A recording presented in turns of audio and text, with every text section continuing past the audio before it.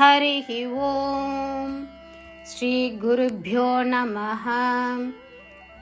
These shlokas are recorded by separating the stanza word by word for easy learning. Please share your feedback in the comment. Kindly subscribe and share to others. Om Namo Bhagavate Vasudevaya. Om Namo Narayanaya. Dasakam 86 describes two major events in Krishna's life. One, the killing of Salva, the demon king who attacked Dwaraka. Two, the Mahabharata war, including Krishna's role as Arjuna's charioteer and the destruction of many evil forces. Here is a breakdown of the events described in this Dasakam. 1. The killing of Salva. Salva, a friend of Shishupala and a king with demonic tendencies, attacked Dwaraka with an aerial vehicle called Saubha Vimana, which he had obtained through penance. Salva's attack on Dwaraka was violent and magical. That is, he created illusions and confusion. Lord Krishna destroyed the aerial vehicle and killed Salva effortlessly, protecting his city and devotees. Purpose. This episode illustrates the Lord's role as a protector of Dharma and destroyer of Adharma, even when enemies use deceitful and magical powers. Even powerful illusions, that is Maya, cannot harm the devotee when the Lord is present. 2. The Mahabharata war. This part describes the Kurukshetra war.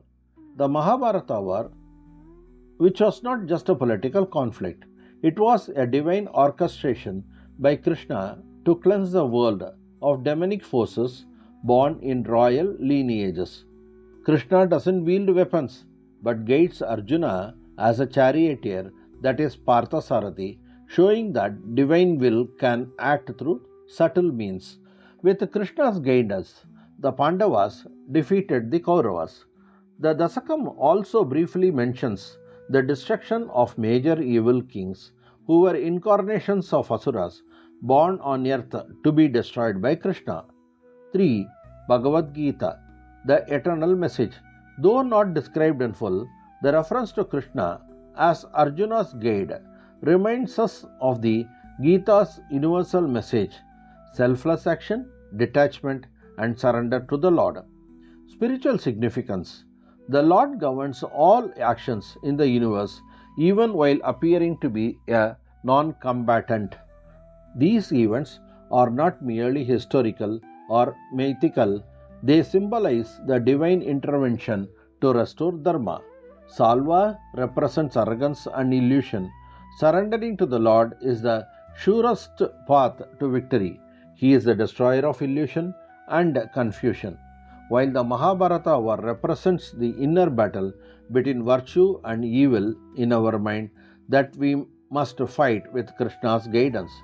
Krishna, as the Parthasarathi, symbolizes the divine consciousness within each of us, guiding our intellect of Arjuna to conquer doubt, fear, and ego. The Lord is the charioteer of our lives. If we surrender the reins, He will steer us to liberation. Through Bhagavad Gita, Lord conveys the message that true wisdom lies in recognizing Krishna as the indwelling self, that is Atma, and surrendering to His will. நாராயணீயம் தசகம் 86 கிருஷ்ணரின் வாழ்க்கையில் நடந்த 2 முக்கிய நிகழ்வுகளை விவரிக்கிறது. சால்வனை வதம் செய்தல். சிசுபாலனின் நண்பனும் அசுர குணங்களும் கொண்டவனுமான சால்வன் தன் தவத்தால் பெற்ற சௌப விமானம் என்ற ஆகாய ரதம் மூலம் துவாரகை மீது படையெடுத்தான். சால்வனின் துவாரகை மீதான தாக்குதல் வன்முறை மிக்கதாகவும் மாயாஜாலங்கள் நிறைந்ததாகவும் இருந்தது. அவன் மாயைகளையும் குழப்பங்களையும் உருவாக்கினான். கிருஷ்ணர் அந்த ஆகாய ரதத்தை அழித்து சால்வனை எளிதாக வதம் செய்து தனது நகரையும் பக்தர்களையும் காப்பாற்றினார். இதன் நோக்கம், இந்த நிகழ்வு தர்மத்தின் காவலனாகவும் அதர்மத்தை அழிப்பவனாகவும் இறைவனின் பங்கை விளக்குகிறது. எதிரிகள் வஞ்சகமான மற்றும் மாயாஜால சக்திகளை பயன்படுத்தியதனாலும் இறைவன் இருக்கும்போது எந்த சக்தி வாய்ந்த மாயையும் பக்தனுக்கு தீங்கு செய்ய முடியாது என்று உணர்த்துகிறது. மகாபாரத போரில் இந்த பகுதி குருக்ஷேத்திர போரை விவரிக்கிறது. மகாபாரத போர் ஒரு அரசியல் மோதல் மட்டுமல்ல, ராஜவம்சங்களில் பிறந்த அசுர சக்திகளை உலகில் இருந்து அழிக்க கிருஷ்ணரால் செய்யப்பட்ட ஒரு தெய்வீக ஏற்பாடு. கிருஷ்ணர் ஆயுதங்களை ஏந்தவில்லை, ஆனால் அர்ஜுனனுக்கு தேரோட்டியாக இருந்து வழிகாட்டுகிறார். தெய்வீக விருப்பம் நுட்பமான வழிகளில் செயல்பட முடியும் என்பதை காட்டுகிறது. கிருஷ்ணரின் வழிகாட்டுதலுடன் பாண்டவர்கள் கௌரவர்களை தோற்கடித்தனர். இந்த தசகம் பூமியில் கிருஷ்ணரால் அழிக்கப்பட பிறந்த அசுரர்களின் அவதாரங்களான முக்கிய அசுர மன்னர்களின் அழிவையும் சுருக்கமாக குறிப்பிடுகிறது. கீதை அழிவற்ற நித்திய செய்தி முழுமையாக விவரிக்கப்படாவிட்டாலும் அர்ஜுனனுக்கு கிருஷ்ணர் வழிகாட்டியாக இருந்ததற்கான குறிப்பு கீதையின் உலகளாவிய செய்தியான தன்னலமற்ற செயல், பற்றின்மை மற்றும் இறைவனிடம் சரணடைதல் ஆகியவற்றை நமக்கு நினைவூட்டுகிறது. ஆன்மீக முக்கியத்துவம். இறைவன் ஒரு போர் வீரர் அல்லாதவராக தோன்றினாலும் பிரபஞ்சத்தில் உள்ள அனைத்து செயல்களையும் ஆளுகிறார். இந்த நிகழ்வுகள் வெறும் வரலாற்று அல்லது புராண நிகழ்வுகள் அல்ல, அவை தர்மத்தை மீட்டெடுக்க தெய்வீக தலையீட்டை காட்டுகின்றன. சால்வன் ஆணவத்தையும் மாயையையும் குறிக்கிறான். இறைவனிடம் சரணடைவதே வெற்றிக்கு உறுதியான வழி. அவர் மாயையையும் குழப்பத்தையும் அழிப்பவர். மகாபாரத போர் நமது மனதில் உள்ள நற்பண்புகளுக்கும் தீமைக்கும் இடையிலான உள் போராட்டத்தை குறிக்கிறது. அதை நாம் கிருஷ்ணரின் வழிகாட்டுதலுடன் போராட வேண்டும். பார்த்த சாரதியாகிய கிருஷ்ணர் நம் ஒவ்வொருவருக்குள்ளும் உள்ள தெய்வீக உணர்வை குறிக்கிறார். இது நம் புத்தியை சந்தேகம் மற்றும் பயம், அகங்காரத்தை வெல்ல வழிகாட்டுகிறது. இறைவன் நமது வாழ்க்கையின் தேரோட்டி. நாம் கடிவாளத்தை அவரிடம் ஒப்படைத்தால் அவர் நம்மை விடுதலைக்கு வழி நடத்துவார். பகவத்கீதை மூலம் கிருஷ்ணர் உண்மையான ஞானம், கிருஷ்ணரை நம் உள் வாழும் ஆத்மாவாக அங்கீகரித்து அவருடைய விருப்பத்திற்கு சரணடைவதில்தான் உள்ளது என்ற செய்தியை வழங்குகிறார். பக்தி முக்கியத்துவம். இந்த தசகம் உணர்வு பூர்வமான பக்தியால் செழிப்பானது. கிருஷ்ணரின் வலிமையைக் கண்டு பக்தன் பிரமிப்புடன் நிரம்பி அவரது கருணையால் மனம் உருகுகிறான். இது போதிப்பது என்னவென்றால், தனிப்பட்ட அல்லது பிரபஞ்ச மோதல்களின் போது பகவானின் மீது நம்பிக்கை வைத்திருத்தல், தெய்வீக நீதி மற்றும் காலத்தின் மீதான நம்பிக்கை, பகவானே செய்பவர் மற்றும் வழிகாட்டி என்பதை அறிந்து சரணடைதல். നാരായണീയം ദശകം 86 ശ്രീകൃഷ്ണന്റെ ജീവിതത്തിലെ 2 പ്രധാന സംഭവങ്ങളെ വിവരിക്കുന്നു. 1. ദ്വാരകനെ ആക്രമിച്ച് അസുര രാജാവായ സാൽവന്റെ വധം. 2. അർജുനന്റെ തേരാളിയായി കൃഷ്ണന്റെ പങ്ക്, നിരവധി ദുഷ്ടശക്തികളുടെ നാശം എന്നിവ ഉൾപ്പെടുന്ന മഹാഭാരത യുദ്ധം. ഈ ദശകത്തിൽ വിവരിച്ചിരിക്കുന്ന സംഭവങ്ങളുടെ ഒരു വിവരണം ഇതാ. 1. സാൽവ വധം. ശിശുപാലന്റെ സുഹൃത്തും അസുരപ്രവണതയുള്ള രാജാവുമായ സാൽവ തപസ്സിലൂടെ നേടിയ സൗഭാവിമാനം എന്ന ആകാശവാഹനം ഉപയോഗിച്ച് ദ്വാരകനെ ആക്രമിച്ചു. ദ്വാരകയ്ക്ക് എതിരായ സാൽവയുടെ ആക്രമണം അക്രമാസക്തവും മാന്ത്രികവുമായിരുന്നു. അവൻ മിഥ്യാധാരണകളും ആശയക്കുഴപ്പങ്ങളും സൃഷ്ടിച്ചു. ശ്രീകൃഷ്ണൻ ആകാശവാഹനം നശിപ്പിക്കുകയും തന്റെ നഗരത്തെയും ഭക്തരെയും സംരക്ഷിച്ചുകൊണ്ട് സാൽവയെ അനായാസമായി കൊല്ലുകയും ചെയ്തു. ഉദ്ദേശം: ശത്രുക്കൾ വഞ്ചനാപരവും മാന്ത്രികവുമായ ശക്തികൾ ഉപയോഗിക്കുമ്പോൾ പോലും ധർമ്മസംരക്ഷകനും അധർമ്മത്തെ നശിപ്പിക്കുന്നവനുമായ ഭഗവാന്റെ പങ്കിനെ ഈ അധ്യായം ചിത്രീകരിക്കുന്നു. ഭഗവാൻ സന്നിഹിതനായിരിക്കുമ്പോൾ ശക്തമായ മിഥ്യാധാരണകൾക്ക്, അതായത് മായയ്ക്കു പോലും ഭക്തനെ ഉപദ്രവിക്കാൻ കഴിയില്ല. 2. മഹാഭാരത യുദ്ധം. ഈ ഭാഗം കുരുക്ഷേത്ര യുദ്ധത്തെക്കുറിച്ചും മഹാഭാരത യുദ്ധത്തെക്കുറിച്ചും വിവരിക്കുന്നു. അത് വെറും ഒരു രാഷ്ട്രീയ സംഘർഷമായിരുന്നില്ല. രാജകീയ വംശങ്ങളിൽ ജനിച്ച അസുരശക്തികളെ ലോകത്തെ ശുദ്ധീകരിക്കാൻ കൃഷ്ണൻ നടത്തിയ ഒരു ദിവ്യ സംഘടനമായിരുന്നു അത്. കൃഷ്ണൻ ആയുധങ്ങൾ പ്രയോഗിക്കുന്നില്ല, മറിച്ച് അർജുനനെ ഒരു രഥചാരിയായി നയിക്കുന്നു. പാർത്ഥസാരഥി എന്ന പേരിൽ ദിവ്യ ഇച്ഛയ്ക്ക് സൂക്ഷ്മമായ മാർഗങ്ങളിലൂടെ പ്രവർത്തിക്കാൻ കഴിയുമെന്ന് കാണിക്കുന്നു. കൃഷ്ണന്റെ മാർഗനിർദ്ദേശപ്രകാരം പാണ്ഡവർ കൗരവരെ പരാജയപ്പെടുത്തി. കൃഷ്ണനാൽ നശിപ്പിക്കപ്പെടാൻ ഭൂമിയിൽ ജനിച്ച അസുരന്മാരുടെ അവതാരങ്ങളായ പ്രധാന ദുഷ്ടരാജാക്കന്മാരുടെ നാശത്തെക്കുറിച്ചും ദശകം സംക്ഷിപ്തമായി പരാമർശിക്കുന്നു.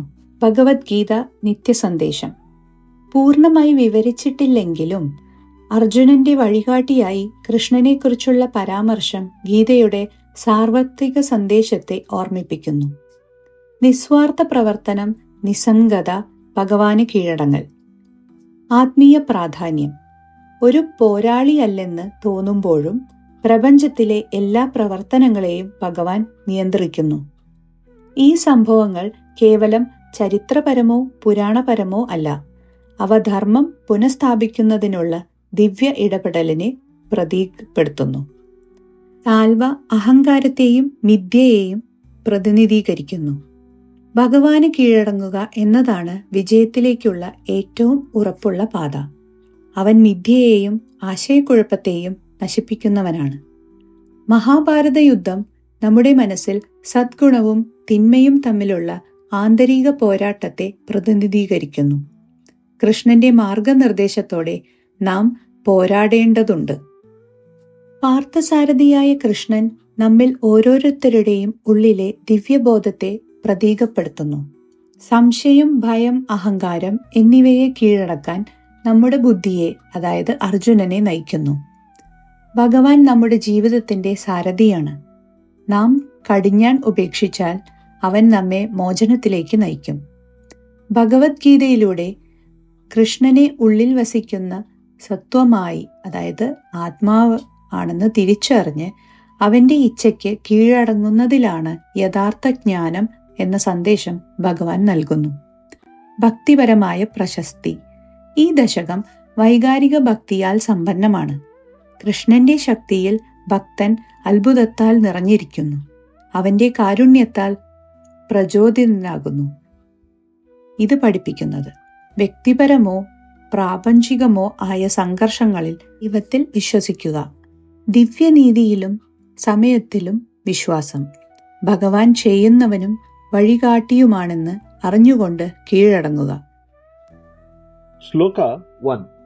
Salva, who was known for his magical powers and had previously been defeated by the Yadava army during Rukmini's abduction, received the aerial vehicle Saubha Vimana as a boon from Shiva. Later, when you were living in Indraprastha, the city of the Kurus, Salva attacked your city of Dwaraka.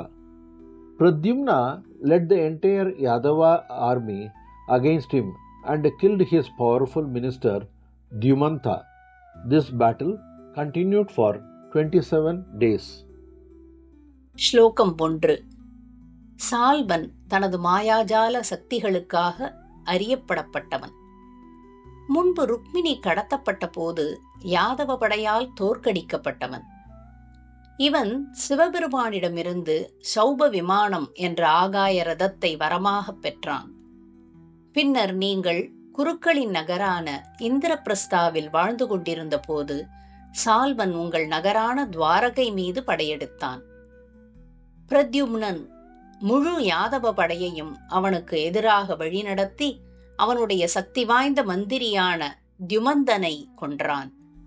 இந்த போர் 27 നാட்கள் നീടിത്തത്. ശ്ലോകം 1. മാന്ത്രിക ശക്തികൾക്ക് പേരുകേട്ടതും രുക്മിണിയുടെ അപഹരണ സമയത്ത് യാദവ സൈന്യത്താൽ പരാജയപ്പെട്ടതുമായ സാൽവന് ശിവനിൽ നിന്ന് ഒരു വരദാനമായി സൗഭാവിമാനം ലഭിച്ചു. പിന്നീട് നിങ്ങൾ കുരുക്കളുടെ നഗരമായ ഇന്ദ്രപ്രസ്ഥത്തിൽ താമസിച്ചിരുന്നപ്പോൾ സാൽവൻ നിങ്ങളുടെ ദ്വാരിക നഗരത്തെ ആക്രമിച്ചു. പ്രദ്യുമ്നൻ യാദവ സൈന്യത്തെ മുഴുവൻ അദ്ദേഹത്തിനെതിരെ നയിച്ചു. അദ്ദേഹത്തിന്റെ ശക്തനായ മന്ത്രിയായ ദ്യുമന്തനെ വധിച്ചു. ഈ യുദ്ധം 27 ദിവസം തുടർന്നു. ശ്രീമന്നാരായണീയം ദശകം 86 ശ്ലോക 1. സാൽവഃ ഭൈഷ്മീ വിവാഹേ സാൽവഃ ഭൈഷ്മീ വിവാഹേ സാൽവോ ഭൈഷ്മീ വിവാഹേ സാൽവോ ഭൈഷ്മീ വിവാഹേ സാൽവോ ഭൈഷ്മീ വിവാഹേ യദുബലവിജിതഃ യദുബലവിജിതഃ യദുബലവിജിതഃ ചന്ദ്രചൂഡാത് വിമാനം ചന്ദ്രചൂഡാത് വിമാനം ചന്ദ്രചൂഡാത് വിമാനം ചന്ദ്രചൂഡാത് വിമാനം സാൽവോ ഭൈഷ്മീ വിവാഹേ യദുബലവിജിതശ്ചന്ദ്രചൂഡാത് വിമാനം സാൽവോ ഭൈഷ്മീ വിവാഹേ യദുബലവിജിതശ്ചന്ദ്രചൂഡാത് വിമാനം സാൽവോ ഭൈഷ്മീ വിവാഹേ യദുബലവിജിതശ്ചന്ദ്രചൂഡാത് വിമാനം. വിന്ദൻ സൗഭം വിന്ദൻ സൗഭം സ മായീ ത്വയി സ മായീ ത്വയി സ മായീ ത്വയി വസതി കുരൂന് വസതി കുരൂന് വസതി കുരൂന് ത്വത് പുരീം അഭ്യഭാങ്ക്ഷീത് ത്വത് പുരീം അഭ്യഭാങ്ക്ഷീത് ത്വത് പുരീം അഭ്യഭാങ്ക്ഷീത് ത്വത് പുരീം അഭ്യഭാങ്ക്ഷീത് ത്വത് പുരീം അഭ്യഭാങ്ക്ഷീത്. വിന്ദൻ സൗഭം സ മായീ ത്വയി വസതി കുരൂൻ ത്വത് പുരീം അഭ്യഭാങ്ക്ഷീത് വിന്ദൻ സൗഭം സ മായീ ത്വയി വസതി കുരൂൻ ത്വത് പുരീം അഭ്യഭാങ്ക്ഷീത് വിന്ദൻ സൗഭം സ മായീ ത്വയി വസതി കുരൂൻ ത്വത് പുരീം അഭ്യഭാങ്ക്ഷീത്. സാൽവോ ഭൈഷ്മീ വിവാഹേ യദുബലവിജിതശ്ചന്ദ്രചൂഡാത് വിമാനം വിന്ദൻ സൗഭം സ മായീ ത്വയി വസതി കുരൂൻ ത്വത് പുരീം അഭ്യഭാങ്ക്ഷീത്. സാൽവോ ഭൈഷ്മീ വിവാഹേ യദുബലവിജിതശ്ചന്ദ്രചൂഡാത് വിമാനം വിന്ദൻ സൗഭം സ മായീ ത്വയി വസതി കുരൂൻ ത്വത് പുരീം അഭ്യഭാങ്ക്ഷീത്. പ്രദ്യുമ്നഃ തം പ്രദ്യുമ്നഃ തം പ്രദ്യുമ്നസ്തം പ്രദ്യുമ്നസ്തം പ്രദ്യുമ്നസ്തം നിരുന്ധൻ നിഖില യദുഭടൈഃ നിരുന്ധൻ നിഖില യദുഭടൈഃ നിരുന്ധൻ നിഖില യദുഭടൈഃ നിരുന്ധൻ നിഖില യദുഭടൈഃ ന്യഗ്രഹീത് ഉഗ്രവീര്യം ന്യഗ്രഹീത് ഉഗ്രവീര്യം ന്യഗ്രഹീദുഗ്രവീര്യം ന്യഗ്രഹീദുഗ്രവീര്യം ന്യഗ്രഹീദുഗ്രവീര്യം. പ്രദ്യുമ്നസ്തം നിരുന്ധൻ നിഖില യദുഭടൈർ ന്യഗ്രഹീദുഗ്രവീര്യം പ്രദ്യുമ്നസ്തം നിരുന്ധൻ നിഖില യദുഭടൈർ ന്യഗ്രഹീദുഗ്രവീര്യം പ്രദ്യുമ്നസ്തം നിരുന്ധൻ നിഖില യദുഭടൈർ ന്യഗ്രഹീദുഗ്രവീര്യം. തസ്യ ആമാത്യം ദ്യുമന്തം തസ്യാമാത്യം ദ്യുമന്തം തസ്യാമാത്യം ദ്യുമന്തം തസ്യാമാത്യം ദ്യുമന്തം വ്യജനി ച സമരഃ വ്യജനി ച സമരഃ വ്യജനി ച സമരഃ സപ്തവിംശതി അഹാന്തഃ സപ്തവിംശത്യഹാന്തഃ സപ്തവിംശത്യഹാന്തഃ സപ്തവിംശത്യഹാന്തഃ. തസ്യാമാത്യം ദ്യുമന്തം വ്യജനി ച സമരഃസപ്തവിംശത്യഹാന്തഃ തസ്യാമാത്യം ദ്യുമന്തം വ്യജനി ച സമരഃസപ്തവിംശത്യഹാന്തഃ തസ്യാമാത്യം ദ്യുമന്തം വ്യജനി ച സമരഃസപ്തവിംശത്യഹാന്തഃ. പ്രദ്യുമ്നസ്തം നിരുന്ധൻ നിഖില യദുഭടൈർ ന്യഗ്രഹീദുഗ്രവീര്യം തസ്യാമാത്യം ദ്യുമന്തം വ്യജനി ച സമരഃസപ്തവിംശത്യഹാന്തഃ. പ്രദ്യുമ്നസ്തം നിരുന്ധൻ നിഖില യദുഭടൈർ ന്യഗ്രഹീദുഗ്രവീര്യം തസ്യാമാത്യം ദ്യുമന്തം വ്യജനി ച സമരഃസപ്തവിംശത്യഹാന്തഃ. प्रद्युम्नस्तं निरुन्धन्निखिलयदुभटैर्न्यग्रहीदुग्रवीर्यं तस्यामात्यं द्युमन्तं व्यजनि च समरः सप्तविंशत्यहान्तः। साल्वो भैष्मी विवाहे यदुबलविजितश्चन्द्रचूडाद्विमानं विन्दन् सौभं समायी त्वयि वसति कुरूंस्त्वत्पुरीमभ्यभाङ्क्षीत्। प्रद्युम्नस्तं निरुन्धन् निखिलयदुभटैर्न्यग्रहीदुग्रवीर्यं तस्यामात्यं द्युमन्तं व्यजनि च समरः सप्तविंशत्यहान्तः। साल्वो भैष्मी विवाहे यदुबलविजितश्चन्द्रचूडाद्विमानं विन्दन् सौभं समायी त्वयि वसति कुरूंस्त्वत्पुरीमभ्यभाङ्क्षीत्। प्रद्युम्नस्तं निरुन्धन् निखिलयदुभटैर्न्यग्रहीदुग्रवीर्यं तस्यामात्यं द्युमन्तं व्यजनि च समरः सप्तविंशत्यहान्तः। साल्वो भैष्मी विवाहे यदुबलविजितश्चन्द्रचूडाद्विमानं विन्दन् सौभं समायी त्वयि वसति कुरूंस्त्वत्पुरीमभ्यभाङ्क्षीत्। प्रद्युम्नस्तं निरुन्धन् निखिलयदुभटैर्न्यग्रहीदुग्रवीर्यं तस्यामात्यं द्युमन्तं व्यजनि च समरः सप्तविंशत्यहान्तः। साल्वो भैष्मी विवाहे यदुबलविजितश्चन्द्रचूडाद्विमानं विन्दन् सौभं समायी त्वयि वसति कुरूंस्त्वत्पुरीमभ्यभाङ्क्षीत्। प्रद्युम्नस्तं निरुन्धन् निखिलयदुभटैर्न्यग्रहीदुग्रवीर्यं तस्यामात्यं द्युमन्तं व्यजनि च समरः सप्तविंशत्यहान्तः।